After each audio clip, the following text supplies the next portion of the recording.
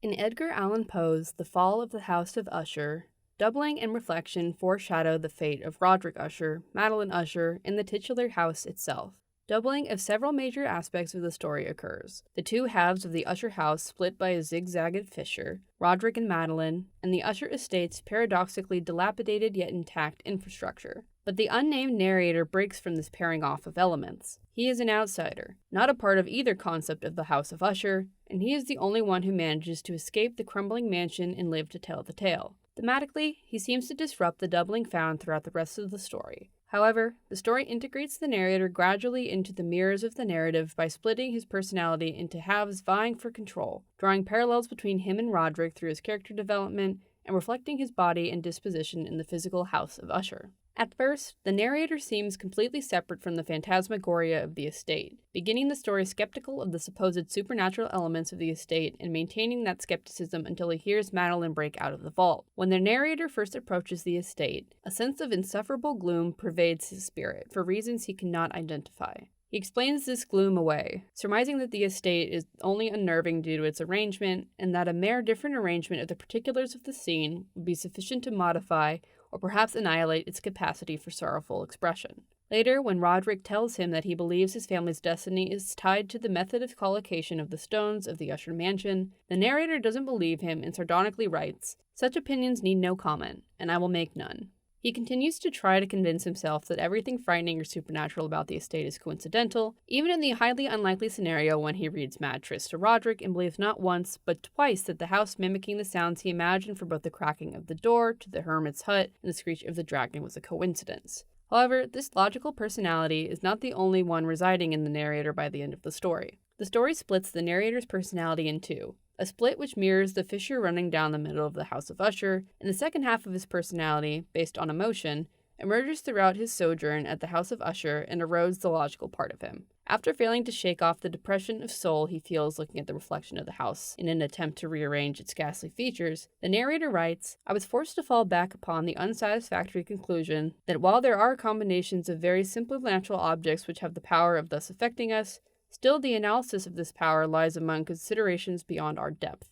He can logically determine that combinations of objects can elicit strong emotions, but he cannot shake off those emotions. He later makes a similar observation specifically about fear. "The consciousness of the rapid increase of my superstition served mainly to accelerate the increase itself. Such, I have long known, is the paradoxical law of all sentiments having terror as a basis." Over the course of the story, the paradoxical law starts to affect the narrator more and more as he observes the dreary interior decoration of the house, such as the somber tapestries of the walls, the cadaverousness of Roderick, and other frightening details. About a week after Madeline's death, fear overcomes the narrator as he attempts to sleep, overpowered by an intense sentiment of horror, unaccountable yet unendurable. After letting Roderick into his apartment on that stormy night, the narrator notices the unnatural light of a faintly luminous and distinctly visible gaseous exhalation which hung about and enshrouded the mansion through the window. Attempting to convince Roderick that the lights are due to merely electrical phenomena or the rank miasma of the tarn, the narrator echoes the prior times he described a strange phenomenon and accounted for its origin to himself, and thus this assurance comes across more as him trying to convince himself than Roderick. And despite his attribution of the first two odd noises during his reading of Mad Tris to coincidence, by the third coincidence the narrator's logical mind can't take it anymore, and completely unnerved, he leaps to his feet. The story ends with the narrator fleeing the mansion aghast, unable to account logically for Madeline raising herself from the dead, the splitting of the mansion in two, or the sudden sinking of the entirety of the House of Usher into the tarn. In addition to splitting his personality in two, the fear that consumes the narrator, overriding his ability to think logically about his circumstances,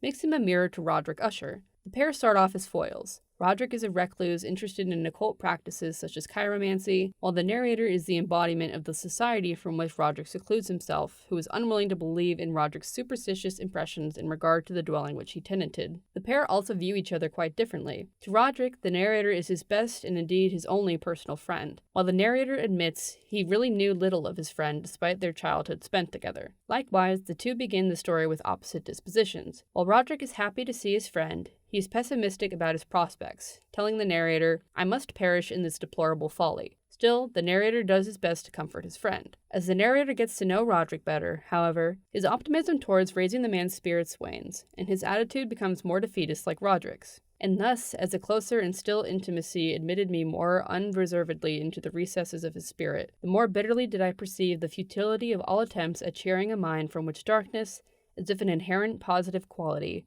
poured forth upon all subjects of the moral and physical universe, in one unceasing radiation of gloom. He also starts to believe, or at least understand, Roderick's convictions about the house as the story progresses, like when Roderick performs the haunted palace for him. I fancied that I perceived, and for the first time, a full consciousness on the part of Usher, of the tottering of his lofty reason upon her throne. After Madeline's apparent death, despite criticizing Roderick's reasoning, or lack thereof, on various matters previously, the narrator begins to think like him, agreeing to help Roderick entomb Madeline in a vault underneath his apartment. After Madeline's entombment, even the narrator notices his growing resemblance to Roderick, bitterly acknowledging, "It was no wonder that his condition terrified, that it infected me. I felt creeping upon me, by slow yet certain degrees, the wild influence of his own fantastic yet impressive superstitions." He even uses the exact words as Roderick to describe his condition. When Roderick explains his illness to the narrator, he describes it as a pitiable condition. During the tempest, the narrator calls his illness the pitiable condition into which he had fallen. While the narrator mimics Roderick, his mind and body also mirror the Usher mansion. The narrator immediately anthropomorphizes the Usher mansion,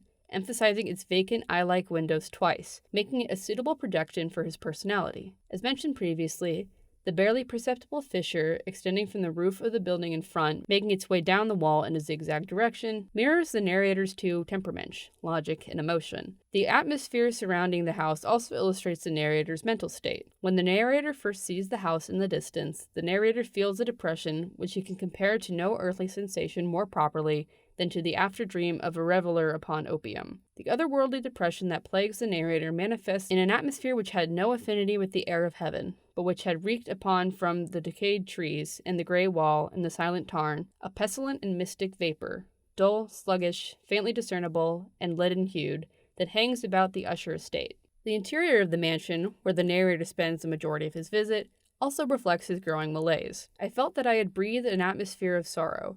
An air of stern, deep, and irredeemable gloom hung over and pervaded all. In addition to depicting the narrator's mind, the Usher house also represents his body's deterioration. While the physical effects of the illness the narrator experiences are nowhere near as debilitating as the ones Roderick suffers from, the wild inconsistency between the Usher mansion's still perfect adaptation of parts and the crumbling condition of the individual stones still parallels the tenuous maintenance of the narrator's logical brain within his fear-ridden body, as an irrepressible tremor gradually pervades his frame, and at length there sits upon his very heart an incubus of utterly causeless alarm. If the narrator is just as susceptible as everything else to the doubling in the story, then it makes sense to question why he alone survives. If the narrator becomes a mirror for Roderick, apparently replacing Madeline's role, why does Roderick die when the narrator lives? When the narrator mirrors Roderick, he does not entirely take over Madeline's function in the story. He does not possess the physical similitude or sympathies of a scarcely intelligible nature that Madeline and Roderick possess as twins that bind them together.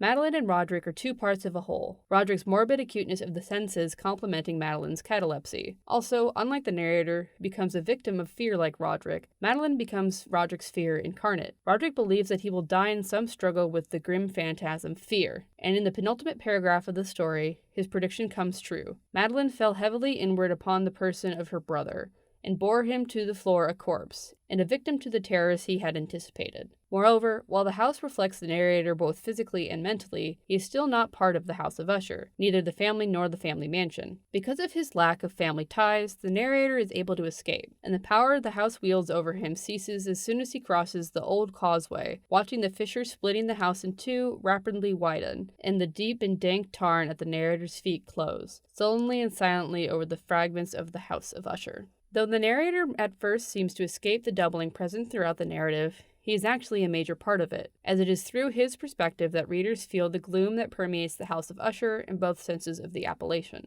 However, the narrator survives the fall of the house because he is a copy of Roderick in the mansion, not a part of either of them. The extent of duplication in this story is astounding. There are many more examples of mirroring, doubling, and twinning throughout it that are not directly pertinent to the narrator's story arc, such as the significance of the reflection of the mansion in the tarn upon which both the narrator and Roderick remark. The careful braiding of this imagery illustrates Poe's approach to writing. In his essay The Philosophy of Composition, Poe writes about the drafting of the Raven, stating, "No one point in its composition is referable either to accident or intuition. that the work proceeded step by step to its completion with precision and rigid consequence of mathematical problem.